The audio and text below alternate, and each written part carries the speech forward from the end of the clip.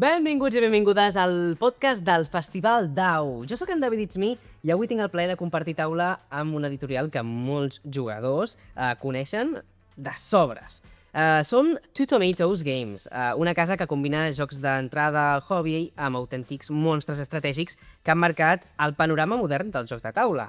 Avui parlarem del seu catàleg, del que els mou per apostar per un joc o per un altre i de com s'ho fan per mantenir aquest equilibri entre diversitat i personalitat pròpia. Per això avui tinc aquí amb mi el Jordi de Two Tomatoes. Què tal, Jordi, com estàs? Bones, encantat d'estar aquí. Quan feia que no venies aquí al DAO? Escolta'm. Sí, l'any passat no vaig poder venir per temes personals meus, però ara ja farà, sense comptar l'any passat, doncs potser fa uns 12 anys o així, seguits. O sigui que... Però guai, és el que estàvem comentant abans d'entrar, que es veuen molts de canvis i jo crec que la immensa majoria d'ells molt positius, o sigui que molt content. Tu, tota la gent que has vist passar per aquí al festival, la veus engrescada, la veus... Sí, jo crec que sempre, perquè també al final crec que el DAO té una cosa molt bona que costa una mica de trobar en altres esdeveniments, que sí que està entremig de ser un event com més gran, no? O sigui, que agafi molt de públic inclús internacional, però també al mateix temps acaba sent també un event de barri, també, perquè també hi ha molta gent del barri que ve i tal, no? I crec que la conjunció d'aquestes dues coses també fa que la gent, quan ve, estigui més motivada de lo normal per un tipus d'events d'aquest tipus. Clar, una cosa innegable és que el festival cada cop creix més, que també és una bona senyal, perquè vol dir que hi ha més jugadors, més gent entusiasmada pels jocs de taula, vull dir que és una bona senyal, i sobretot l'important és mantenir aquesta essència, no? Aquesta essència de que al final fa caliu, som els de sempre, no? Sempre hem estat aquí, i això és bonic. Vosaltres rebeu feedback de gent que juga als vostres jocs i just aquí aprofita la gent per comentar-vos doncs, com els ajuda aquelles nits que necessiten jugar alguna coseta i tenen el seu joc de fiar, que és de Two Tomatoes? Sí, a veure, també una de les coses bones que té el festival també, que com en algun aspecte també és com una mica més estar per casa, crec que la gent també es sent més còmoda com per poder parlar i comentar precisament, no? Compartir aquest tipus d'experiències. També per nosaltres, com és un event que el tenim més a prop i que requereix menys organització per la nostra part, etc., també estem una mica més lliures per poder interactuar més amb els assistents, la gent que passa a veure'ns a l'estand, no? I també per molta gent coneguda que tenim diguéssim de tota l'esfera del joc de taula, no? Altres editors, autors, etc.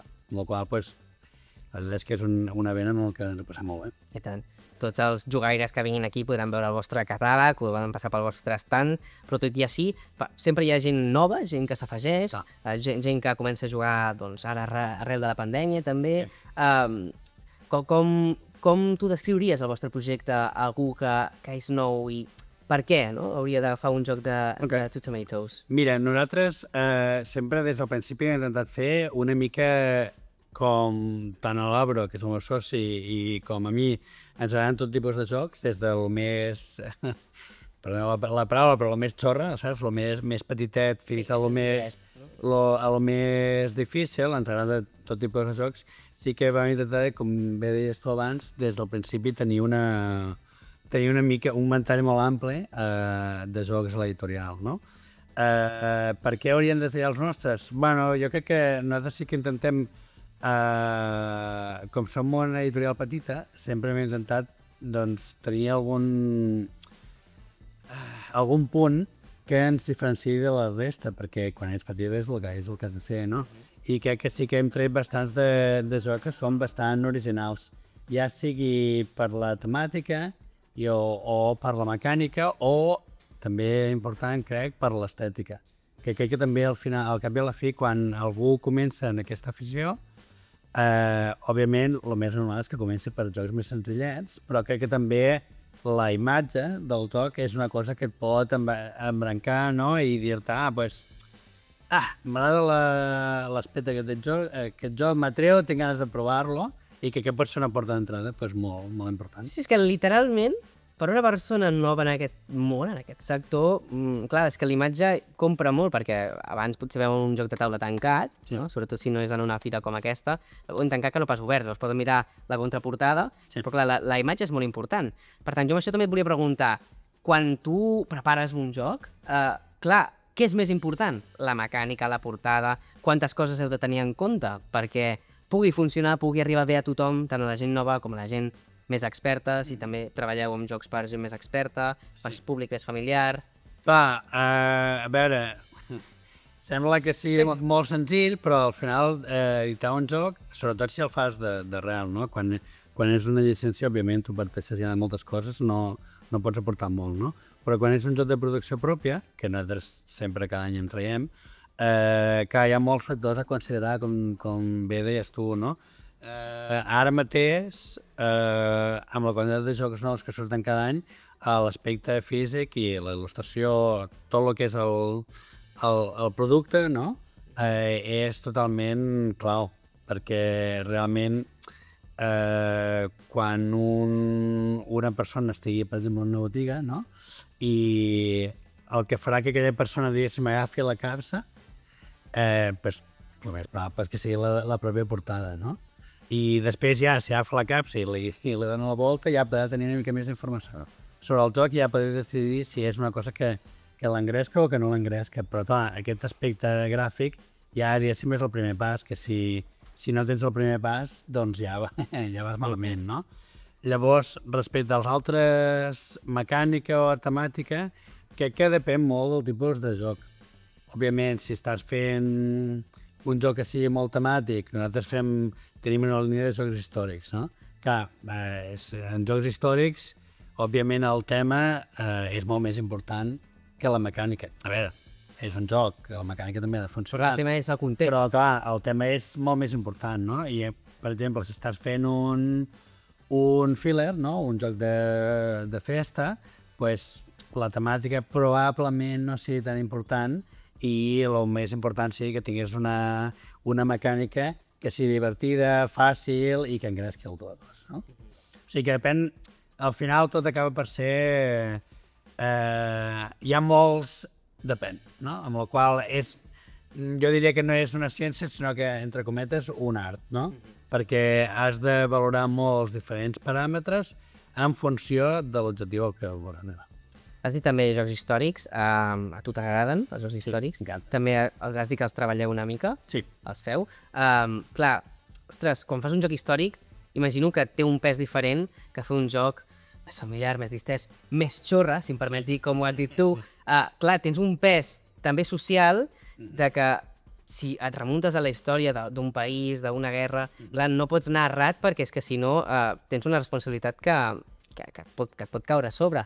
Ostres, amb quina delicadesa tractes tu un joc històric o quanta documentació, d'on la treus tot això per poder fer un joc que valgui la pena, que sigui fidel a la història de veritat i que la gent... Clar, és un procés molt llarg perquè, mira, nosaltres ara en breu llançarem un micromecenatge per al nostre joc històric més recent, que va sobre la Revolució Francesa i posa els jugadors enmig de la Revolució, no?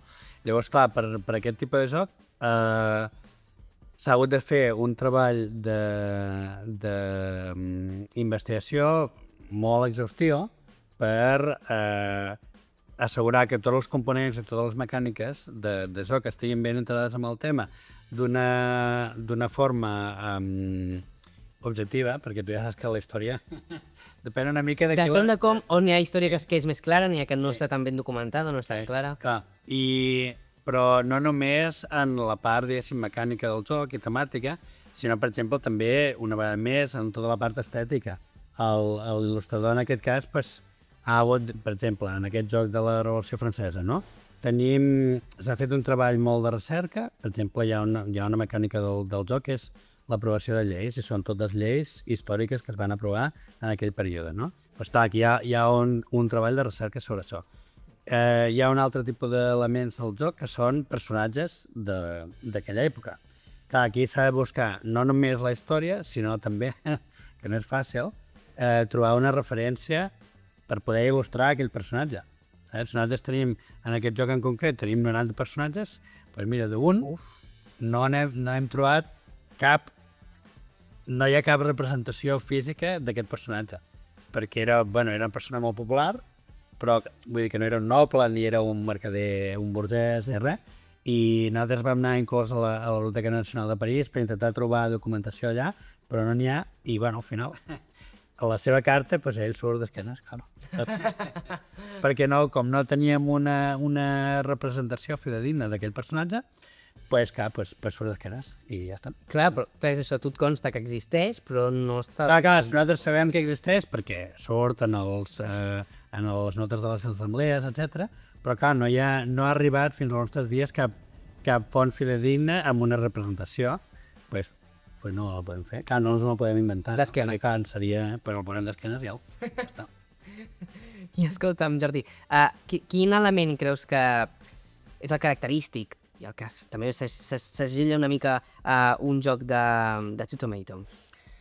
Mira, nosaltres intentem, sobretot, com deia una mica abans, que sigui quin sigui el tipus de joc, intentem o bé aportar alguna cosa original o que l'aspecte gràfic sigui molt distintiu. Per exemple, tenim una línia de jocs que són abstractes, que normalment en els jocs abstractes, diguéssim, l'estètica no és el més important, no? Perquè són jocs que són molt enfocats a la mecànica i a la majoria, estic parlant. Tota la part, diguéssim, estètica, normalment es fa molt minimalista, que és l'habitual, no? I nosaltres, per exemple, per desmarcar-nos això, nosaltres els jocs abstractes ens agraden molt, però aquesta vessant no ens agrada. Llavors, el que hem fet en aquesta línia, que l'han començat amb el Conal i després la van continuar amb l'Islet i amb el Pai que ha sortit aquest any, hem fet molt de treball d'il·lustració i de disseny gràfic per, diguéssim, posar-li un embolcall que sigui molt atractiu, no?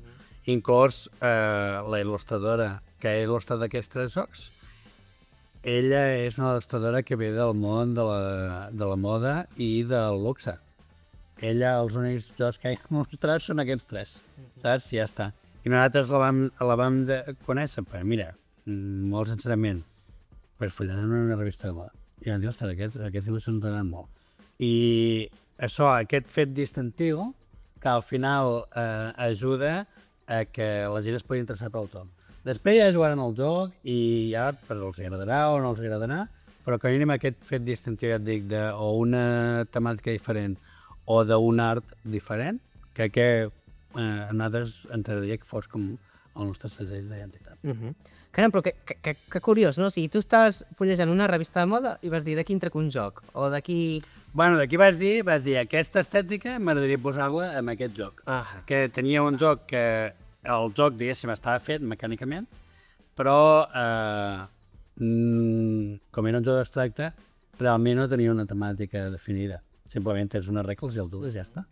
I llavors, a partir d'això, nosaltres ja tenim una idea del tema que volíem fer i vam veure que aquesta il·lustradora podria il·lustrar el tema, que en aquest cas era un escull de coral, i perquè ella fa dibuixos molt orgànics i tal, i d'aquí al final va sortir tot, i molt contents perquè el joc que va funcionar molt bé i està funcionant molt bé. Que bé, ens n'alegrem moltíssim. Tu quan vas pel carrer, doncs, igualment d'aquesta manera, per exemple, amb la revista vas treure una mica el disseny, la idea, no? La idea visual, però tu, per exemple, vas per la vida quotidiana i dius, ostres, se m'acaba d'acudir que amb això que he vist aquí em podria portar a desenvolupar un joc. Et passa això o ja t'hi has de posar més centrat? És a dir, vas al meu despatxet, em poso a pensar idees per un joc, o a vegades amb coses de la vida quotidiana et fa rumiar i et porta a desenvolupar un nou joc de taula? Bé, a veure, sempre pots trobar inspiració en els llocs més sospitats, no? Però sí que és veritat que clar, si estàs més amb la mentalitat de pensar i desenvolupar, sempre és més fàcil trobar la inspiració, no? En el nostre cas, nosaltres fem bastant de desenvolupament dels prototips que anem agafant i sí que hi ha vegades on al final li dones moltes voltes a un projecte perquè no acabes de trobar un resultat que et sigui plenament satisfactori i sí, pot ser que, mira, no, com dèiem en aquest cas, no, de dir, uau, jo estic aquí fullejant d'una manera una mica al atzar una revista, trobar aquesta persona que pot plasmar la visió que nosaltres tenim, no? O sigui que sí que passa, sí. Caram, que curiós, eh? O sigui, és un ofici al qual has de ser una mica creatiu, eh? Has d'estar obert a tenir un ventall de moltes opcions, de pensar, de valorar, has de tenir molt de criteri també, en part. Sí, a veure, al final el treball d'editor és bastant pluridisciplinar perquè, òbviament, tens la part mecànica, tens la part temàtica, tens tota la part artística, diguéssim, no? I, òbviament, clar, tota la part també del diners, no? Tota la part financera i de desenvolupament de producte des del punt de vista econòmic. Clar, són moltes coses, moltes peces, no? Al final, sobretot en una editorial petita com la nostra, pues, tothom ha de portar molts de barrets, perquè, clar, són poquets i hem de treure, ho hem de treure tot entre tots. I tant. Doncs mira, Jordi, per anar acabant, aviam, quins 3 jocs em destacaries de la vostra editorial que hagueu tret aquest any i que ho hagin patat, o alguns que simplement et venen de gust recomanar? Vale. Tu esculls una mica... Pues mira, ho tinc molt fàcil. Puc posar 3 jocs que són molt diferents entre si, però perquè sí ens crec que donen una bona idea del ventall que tenim en catàleg, no? Vinga. Mira, aquest any hem tret la Cuenta, que ens ha funcionat superbé. És un party, un joc molt senzillet, que jugues de 3 a 8 jugadors i es tracta de... te'n vas amb els teus amics d'etapes i intentes no pagar el compte. Vale? Una cosa que a vegades podria... Es pot haver donat. Pot haver passat. Després, un joc més mig, que també l'han tret aquest any, que precisament és el tercer en la línia aquesta de corals de la que havia estat parlant, que és el Paddy. Com en tots els jocs de la línia, es fa una estructura 3D entre tots els jugadors, però cada jugador encarna una espècie i tu sempre en aquesta estructura intentes aconseguir els millors espais per la teva pròpia espècie. I després, com a joc ja més dur, doncs mira, un que vam treure l'any passat, que és un joc històric, que va sobre les diferents expedicions que van intentar aconseguir fer el pas del nord-oest, que és entre l'oceà Atlàntic i el Pacífic, per la part del Pol Nord, que és un joc, tot i que tenia un esquelet de joc euro, és supertemàtic, amb tota la part històrica supercuidada i que realment posa els jugadors en la pell d'aquestes exploracions o expedicions tan extremes, no? Així que, mira, 3 jocs molt diferents. Exacte, molt variats, per tots els gustos. D'acord, doncs escolta, Jordi, moltíssimes gràcies per passar-te per aquí al podcast del Festival DAO. A vosaltres per tenir-me. I també a vosaltres per veure'ns un dia més. Ens veiem a la següent. Adéu, adéu! Adéu.